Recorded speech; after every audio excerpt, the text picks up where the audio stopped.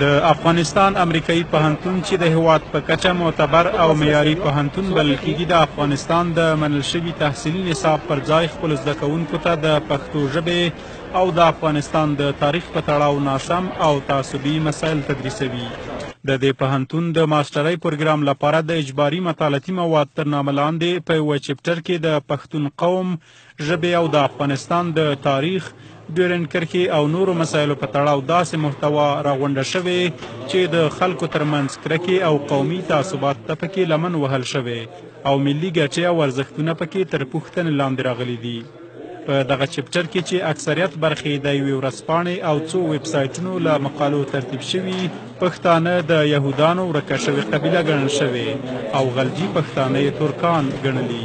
د افغان امریکایي پوهنتون د اجباري مطالعې دغه مضمون وایي چې پښتنو تل قدرت او سیاسي حاکمیت په خپل انحصار کې ساتلی او د نورو قبیلو په پرتله له ګڼو اقتصادي، فرهنګي او اجتماعي امتیازاتو برخمن دي. پښتانه یا افغانان د پښتنو 80 سلنه په پاکستان او د 40 سلنې په شاوخوا کې په افغانستان کې میشت دي. سره له دې چې ادعا کېږي دغه قوم اکثریت دی، خو هیڅکله هم مطلق اکثریت نه دی او د افغانستان د قومونو د درجه بندۍ د ارقام پر اساس دغه قوم د افغانستان د نفوس له 40 تر 30 سلنې جوړوي. پښتنو په لوی خراسان کې د درانیو سلسله رامنځته کړه او له هغه وروسته د خپلې قبیلې نوم پرې کېښود او د تاریخي خراسان نوم یې په افغانستان بدل کړ. د یاد چپټر په یوه بله برخه کې د پښتو ژبې او د افغانستان د تاریخ په تړاو یادونه شوې چې تر 4 پیړیو نه اوړي. د پښتو ژبې ادبیات د دري ژبې په پرتله لرغوني نه دي او سابقې له 4 پیړیو نه اوړي. په افغانستان کې د میشتو قومونو ترمنځ د یووالي او مشترکاتو پر ځای توپیرونه او پارچې او ټوټې ډیرې دي چې استعمارګرو او ځواکمنو قبیلو د خشونت او تورې له لارې په زور او ناخودآګاه شکل د افغانستان په جغرافیه کې سره راټول کړي. د قومونو د دغې الجزایري مجمع ترمنځ د وصل یوازینی مشترک حلقه اسلام دی. د افغان امریکایي پوهنتون دغه چپټر سیما سمر د افغان ښځو الګو بولي او وایي چې امان الله خان له امتیاز پرته له انګریزانو سره ډیورنډ کرښه منلې، خو که اوس له پاکستان سره پر ډیورنډ معامله کیږي، افغانستان باید په مقابل کې له دغه هیواده امتیازات واخلي. د دې چپټر لویه برخه له مختلفو افکارو او نظریاتو سره په انټرنیټ کې هغه خپاره شوي مواد دي چې هیڅ راز مستنده منبع او ماخذ نه لري او ډیر ځله د مهمو مسایلو لپاره د هشت صبح په نوم د یوې ورځپاڼې او ایراني رسنیو خپاره شوي مطالب ټکي په ټکي راوړل شوي دي. او د پوهنتون د اکاډمیکو مرکزونو درسي متون او درسي نصاب باید په داسې حقایقو ولاړ وي، داسې مطالبو نه جوړ وي چې هغه په ملت کې وحدت راولي، په ملت کې د پرمختګ لپاره لارې خلاصې کړي. نه دا چې هغه تعصبونو ته لمن ووایي، نه دا چې عقدو ته لمن ووایي، نه دا چې اختلافونو او د ملت په منځ کې د تفرقې او د بدمرغیو خواته لمن ووایي او ملت هغو خواته بوځي. دا خو یو قصدي عمل دی، تخریب کارانه عمل دی، د ملت په خلاف دی.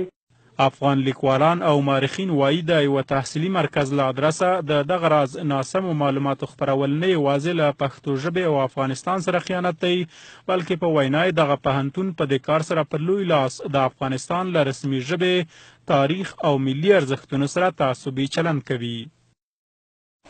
ډېر د خواشینۍ ځای دی چې یو پوهنتون په یوه ملت کې د علم د خورولو په ځای د نفاق د خورولو لپاره کار کوي، قومونه سره اچوي، د ملت غړي سره اچوي. دا ډېر یو خاینانه عمل دی،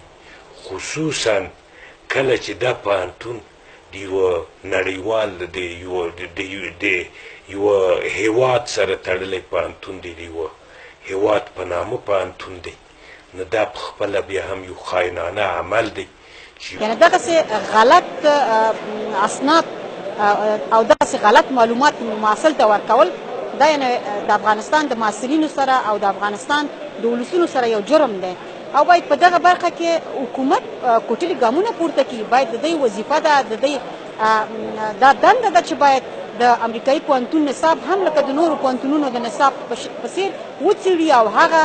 څه مسایل چې په هغه نصاب کې هغه د افغانستان د ولسونو په ضد دي، هغه د افغانستان د تاریخ په ضد دي، هغه د افغانستان د ژبو په ضد دي، باید د هغې مخنیوی وکړي. د لوړ زده کړو وزارت د خصوصي پوهنتونونو په تدریسي نصاب کې شته ستونزې مني، خو وایي په یوه داسې طرحه کار روان دی چې پر اساس پرې خصوصي پوهنتونونه د واحد تحصیلي نصاب څښتن شي.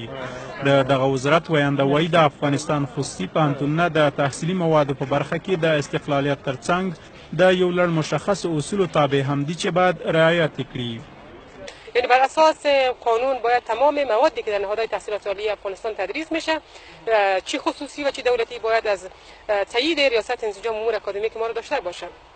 بحث زیر بنا باید مورد تایید وزارت تحصیلات عالی باشه، کادر علمیش باید مورد تایید وزارت تحصیلات عالی باشه. یعنی در مجموع در کنار از اینکه پانتون‌های خصوصی استقلالیت اکادمیک خود داره، یک سلسله اصول کلی حاکم هست که باید مواردی در اونجا تدریس بشه که ارزش‌های تاریخی، ارزش‌های اجتماعی افغانستان در اونجا رعایت بشه. د افغانستان امریکایي پوهنتون استاد او د یاد چپټر لیکوال ظاهر وهاب زده کوونکو ته د دې موادو تدریس تاییدوي، خو له کابل نیوز ټلویزیون سره په دې تړاو مخامخ خبرو ته حاضر نه شو.